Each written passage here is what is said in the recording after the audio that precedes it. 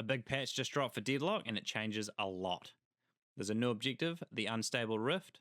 King of the Hill style urn, gone. Some heroes receive big buffs while others got hit hard with the nerf stick, including my new main, very cool. And a game-wide blanket nerf to literally everyone. This is patch notes for people who don't want to read. And before we start, if you'd like your patch notes explained and delivered direct to your YouTube inbox, hit me with a like and subscribe so you don't miss anything. Now that's out of the way, let's get straight into it. The previous King of the Hill objective has been changed to something with a new theme and a new name. It's now called Unstable Rift. This rift will no longer have anything to do with the urn and will trigger by itself. The first spawn for the rift is between 11 minutes and 13 minutes and can be any time between those. There will be an announcement in game 25 seconds before it spawns, but 60 seconds before that it will show up visually in game and you'll be able to see it, but it won't be on your map, so communication and attention will be key. The rift will spawn every 7 minutes after the first spawn. I'm not sure if the 1 minute either side will apply to every spawn or just the first one, so more testing will be required. The rift will retain the comeback bonuses including the resists in the area, the extra comeback souls, and the trailing team claiming the objective faster while the leading team will claim it slower. These bonuses will now scale from no bonuses when your team's net worth is equal, up to the maximum bonuses that we previously had with the old urn when your team was behind by a total of 15%. The team that secures the rift will now be spawned a wave of special troopers called Rift Troopers.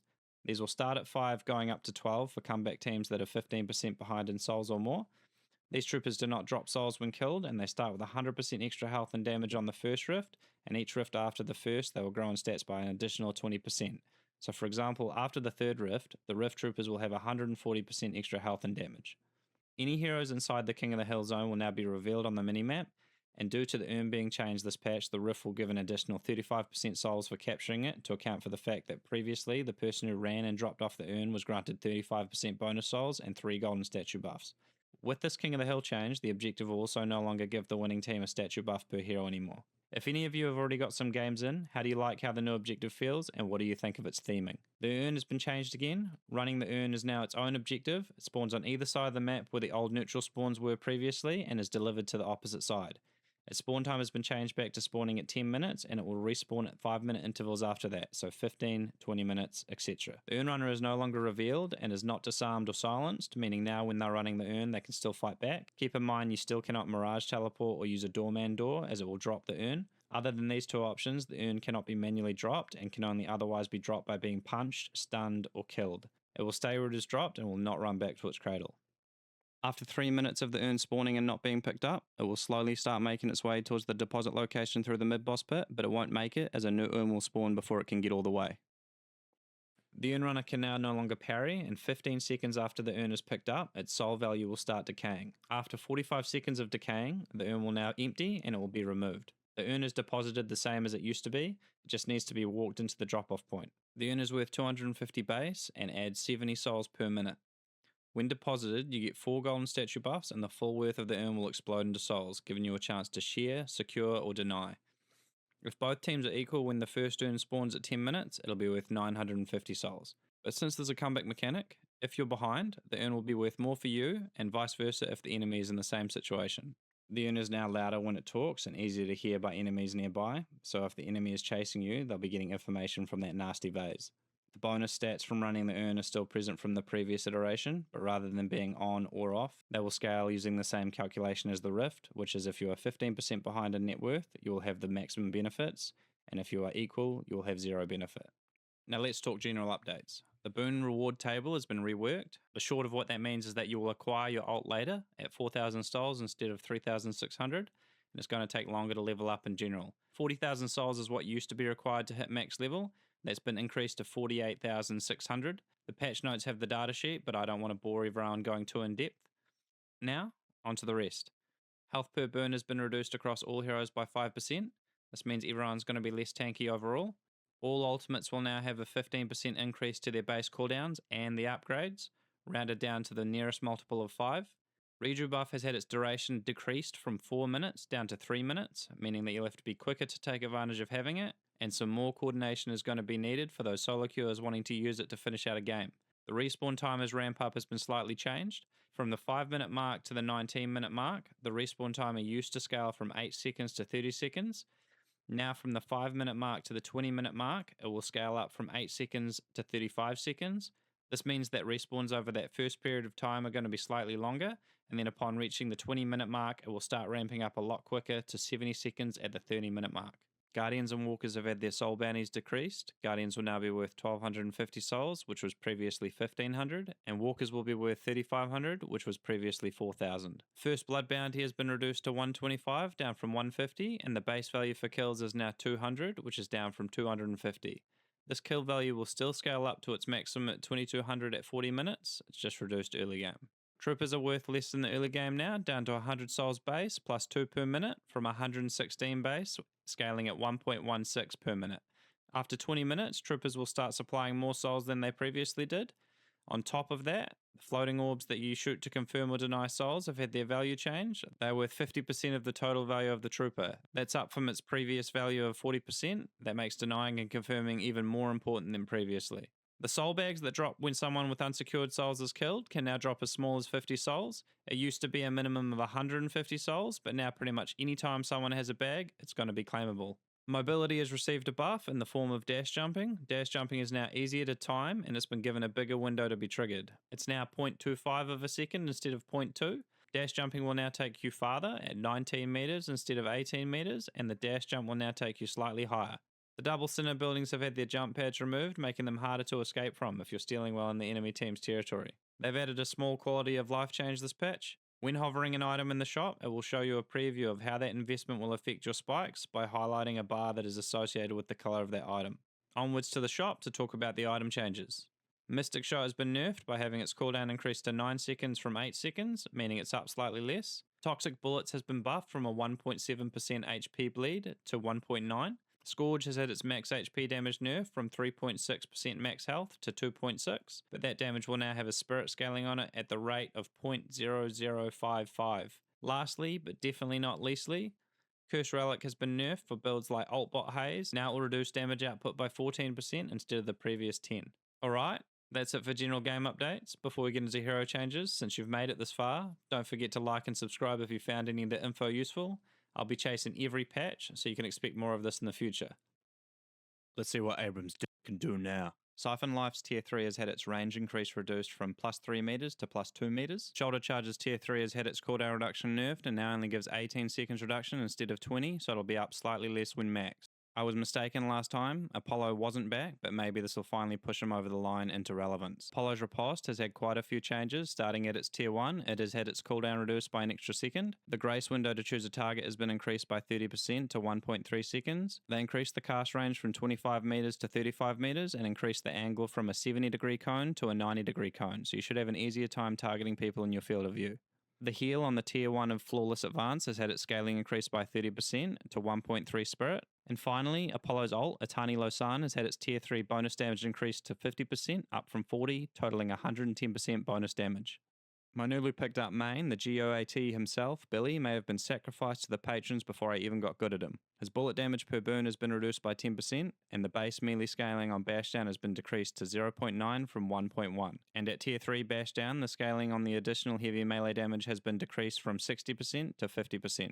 Additionally, Rising Ram has had its Tier 3 lowered from 10% to 8% max HP damage, but they increased the scaling, so you will break even with the previous patch at 111 Spirit. Celeste may be going from Carnival Sideshow to the main event. Celeste Shield has had its cooldown decreased by 3 seconds. Her Radiant Dagger's spirit scaling has been buffed from 0.56 up to 0.63, and the buff duration has been increased by 5 seconds up to 30 seconds. Celeste's ult has had its bounce range increased from 15.5 meters to 16.5 meters, and the damage has been increased by 10%. There's only one small change for everyone's divisive kidnapper this time. Doorman has had his cooldown increased on his door by 5 seconds, so you might be able to respawn and make it back to the fight before you get snatched up again. Drifter might literally start drifting through your games even more now, like a certain trophy collector build I saw recently. He's had his health per burn increased from 41 to 43. He's had his Ren cast time reduced from 0.5 to 0.4 of a second, and it's also had its recovery time reduced by the same amount. This should mean you can cast and get back to doing things faster. And at Tier 2, it had its cooldown reduced by an additional second, up to 8 from a 7-second reduction. Drifter's Blood Scent has also had its movement speed increased at Tier 1, buffed from 2 meters per second up to 3, and at Tier 2 you will now heal for 24% of your missing health instead of 18. The bane of my existence when the enemy team has a good Sinclair, Dynamo, is seeing his laning phase slightly buffed up. His heal has been increased from 25 per second up to 30 at base, so I'm interested to see if he's played even more. Does everyone actually think he needed this? The Birdman Grey Talon has not finished receiving his punishment for being good for just a week yet. Grey Talon's Rain of Arrows has had its cooldown increased by 2 seconds up to 25 seconds, and sadly for people like me who like to try and stack as much as they can, his ult spirit power per kill bonus has been reduced to 8 from 10. Everyone who didn't play Holliday, or maybe just me, was upset when they buffed Holliday to the point where she two-shot you with 2 barrels, but they are toning her down with this one. Firstly, they are reducing the velocity on powder keg slightly, so it's more like a barrel and less like a rocket. And the scaling on the barrel has also been reduced to 1.2 from 1.4, and at tier 3 it's had its damage increase reduced from 100 down to 80. Haze is receiving some buffs because of the Cursed Relic nerf, so let's see if she's still putting my out of position teammates to sleep permanently. Haze has had the bullet resist debuff on her tier 1 of her sleep dagger increased up to 10% from 8, and now that at tier 2 it's had its cooldown decreased by an additional second. Haze also had her smoke bomb buffed at tier 3 to give 50% bullet lifesteal, now up from 40. Tell me what you think about these changes so far. Who do you think has benefited the most, and who suffered the worst this time around? Harlem's heroic grotesque Ivy has had her power increased everywhere apart from her stone form. Firstly, Ivy's Entangling Thorns has had its spirit scaling increased from 0.45 to 0.55. Her Kudzu connection has had the replicated healing scaling per burn buffed from 0.5 up to 0.85. Previously, the healing would max out at 52.5%. Now it will max out at 65%. And finally, her ult has had its cooldown reduction when picking up allies buffed from a 25% reduction up to a 30% reduction. The myth, the legend, the LASH told Yoshi he wasn't being represented accurately, so he's getting buffed up. LASH has had his ground strike cooldown reduced from 21 seconds down to 18, so I'll be getting slammed for 300 damage in lane 3 seconds more often now. He's also had the cone of his flog increased from 30 to 38, so it's just over 25% bigger, making it easier to hit. The vampiric brat Mina might be allowed out of timeout again now after receiving some love to her bite. Mina has had the missing health damage on Rake increased from 5% up to 6%, letting her deal a little more burst. At tier 3, Mina's bats will now also increase the range of the dash by 3 meters. And finally, her ult's base damage has been increased from 4.45 up to 4.6. And at tier 1, the increase in damage is up from 1.74 to 1.9. So let's see if this is enough to make her damage problematic. I'm a big fan of Mo. I'm not sure about that Krill guy. Luckily, Mo is getting all the love today. Mo and Krill have had their Sandblast buffed. At tier 2, the slow has been increased from 25 to 30%. And at tier 3, the cooldown reduction is up from 20 seconds to 25 seconds. Mouse 1 hero should be in for it now. Mo and Krill have also had their ult combo buffed. The max health per kill has gone from 30 base plus 1 per burn to 40 base plus 2 per burn. This might make for a large piggy late game. Last patch, Paige was sitting in the back reading her book while getting buffs. This patch is going to see the same again. I think she's quite good, but she just keeps getting better. Paige is seeing her health per burn increase from 29 to 33. The power on her bookworm is being changed around. At tier 1, she'll get a cooldown reduction now instead of a range increase. At tier 2, she'll be granted an additional charge, a 1 meter radius increase, and 2 seconds of burning ground duration. And finally, at tier 3, the damage upgrade she previously had is staying, but they've moved the 12 meter travel range to replace the earlier gained charge. Paige has also had her shield's tier 1 fire rate increase spirit scaling buffed from 0.13 to 0.16. And at tier 3, the 2 extra allies gain 100% of the barrier health now instead of 75%. They've also fixed Paige's ult counting non-heroes as a hit when it comes to getting the 50% cooldown reduction, so now when you whiffed you won't be punished as much. They've also buffed the max damage amp at tier 3 from 50% max to 70% max. Is Paradox someone different every game, or is it different versions of the same person? This patch's version is getting slightly better. Paradox has had the tier 2 on her kinetic carbine buff to increase the scaling on the movement speed. It's now up to 0.19, that's a 0.16 increase from before. And at tier 3, the scaling will now affect both the minimum damage as well as the maximum damage. Previously, it was only scaling the max damage. Everyone is still jealous of the richest homeless person in Deadlock. Pocket has had their damage per burn reduced again from 0.16 to 0.14, and they are reducing their mobility again by taking another second off the cooldown reduction from their tier 3 cloak, from 12 seconds down to 11 seconds reduced now. My favourite sleep paralysis demon and my go-to when I want to steal all the enemy team sinners, Rem, is getting some changes. Rem's tag-along healing per second scaling has been reduced from 0.66 to 0.4, and at tier 3 for the missing health heal, the increased spirit scaling has been reduced from its previous additional 0.02 to an additional 0.016 now. Rem's little helpers will now also give less spirit resistance when applied to allies, down to 12% from 15%. The power of little helpers has also been shifted around a little bit through the tiers. At tier 1, the little helpers will give the 1 additional helper and 1.5 movement speed now. And at tier 2, the extra spirit resistance has been changed to give another helper and 15% trooper damage and resistances. And finally, at tier 3, you will now only gain 1 additional helper, and the helpers will now grant an additional 15% spirit resistance on top of the 12% base, totaling for 27%. They can send 7 to the electric chair all they want, but he's going to keep coming back. 7 has had his lightning ball charge delay reduced by 1 second, from 7 seconds to 6 seconds. His ult will now take longer to fully expand. Previously it was at his biggest after 1.5 seconds, and now it'll take 3.5 seconds to grow to its maximum size. To add to that, the tier 2 upgrade on the ult will now increase the initial radius by 5 meters, making it bigger than before to start, but taking longer to reach its max size. One last change to the ult is that the tick rate for the damage has been increased. It will now tick for damage every 0.25 seconds instead of every 0.3 seconds. The damage remains unchanged, it's just hitting faster than before, which may have some consequences for items. The head of the Baxter Society continues to take a beating while the devs look for balance. I'm for it, but I could see people invested time to really push him, getting frustrated with all the nerfs. I mostly finished the video and had recorded Shiv last night, but they changed him again while I slept, so let's go over his changes and put together how he's currently sitting. Someone better than me at Shiv will have to tell me how he feels now. Shiv has had his alternate fire damage per burn scaling change to have its own value, separate from the default fire, and a fixed pellet spread. I think it's a slight damage increase for the gun, but I'm happy to have someone correct me. A downside to this is that it will now cost 4 bullets instead of 3. It was 5, but a hotfix came out and mercifully reduced that. Speaking on the alternate fire, the knockback movement will now be disabled by slowing Hex, making a good Shiv easier to pin down. Shiv has had the cooldown of his knives reduced from 18 seconds down to 16. Shiv's Slice and Dice has had a bunch of changes that changed his spirit damage to melee damage, but it all got hotfixed, so the only important takeaway for this ability is that the base damage has been increased to 75 from 60. Shiv's Bloodletting ability has been changed at tier 2 from adding plus 15% damage deferred to now adding an additional 35% damage cleared. And at tier 3 it's been changed from adding 50% of the damage cleared to adding plus 15% additional damage deferred. Onto Shiv's ult, Killing Blow has had its base range reduced to 12 meters from 18 meters and will gain that range back at tier 1. As a side note, I think the range has been mislabeled because Shiv's ult will hit targets up to about 22 meters away at base and about 28 meters after being upgraded. It is my belief that this is not accounting for the effects of gravity and momentum. If you aim up on an angle, you will go further and hit targets further away. At tier 2, the full rage bonus has been increased from plus 10% damage up to plus 16% damage. And at tier 3, the execute threshold will be increased from an additional plus 5% to an additional 8%. The ult will now deal damage to troopers and neutrals along its path, and upon executing a hero will instantly fill his rage bar. The witch that rides a sniper rifle instead of a broom has gotten some buffs, but still no toes for her model. Vindicta has had the cooldown reduction on the tier 2 of her stake increased from minus 20 seconds to minus 22 seconds. Additionally, the cooldown of her Crow familiar has been reduced at tier 2 by an additional 4 seconds. It was a 12-second reduction, now it's up to a 16-second reduction. They've also increased the collision radius of each Crow, which should make it slightly easier to hit.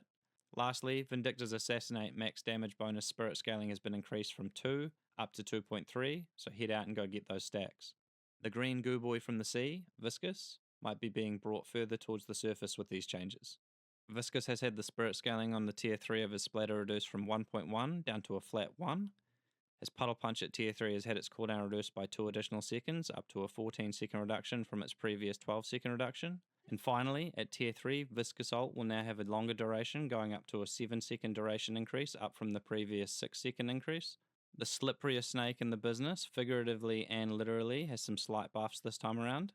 Vyper's dagger at tier 3 now additionally reduces charge delay from 4 seconds to 2 seconds. On top of that, the spirit scaling on her barrier for her slide at tier 3 has been increased from 0.6 up to 0.8, making her slightly tankier.